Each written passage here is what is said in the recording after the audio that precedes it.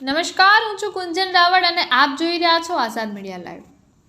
બારકોટના યુવા પત્રકાર ભગવાનભાઈ ભરવાડની વારંવાર ન્યૂઝ મારફતથી રજૂઆત છતાં તંત્ર ઘોર નિદ્રામાં. જાણવા મળતી માહિતી પ્રમાણે ગત રાત્રે 10 વાગ્યાના અરસામાં જાફરાબાદના મિતિયાળાથી હિંડોરડા તરફ જઈ રહ્યા હતા.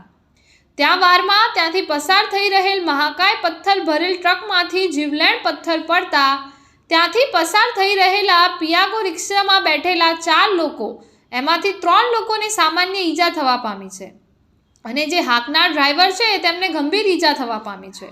એમને રાત્રે ઇમરજન્સી ભાવનગર ખસેડવામાં આવેલ છે. આ બાબતને લઈને બારકોટના યુવા પત્રકાર ભગવાનભાઈ ભરવાડ દ્વારા ગઈ 16 ડિસેમ્બરના રોજ ન્યૂઝ મારફતથી રજૂઆત કરેલી હતી, છતાં પણ કોઈ અધિકારી દ્વારા પગલાં ના લેવામાં આવ્યા.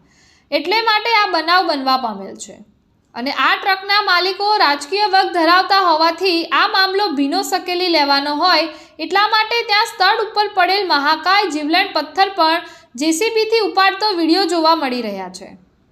હવે જોવાનું રહ્યું કે આ ટ્રક માલિક ઉપર કોઈ કાયદાકીય કાર્યવાહી હાથ ધરવામાં આવશે કે આ ગરીબ પરિવારને કોઈ સહાય કરવામાં આવશે. રિપોર્ટર ભગવાનભાઈ ભરવાડ, આઝાદ મીડિયા લાઈવ, જાફરાબાદ.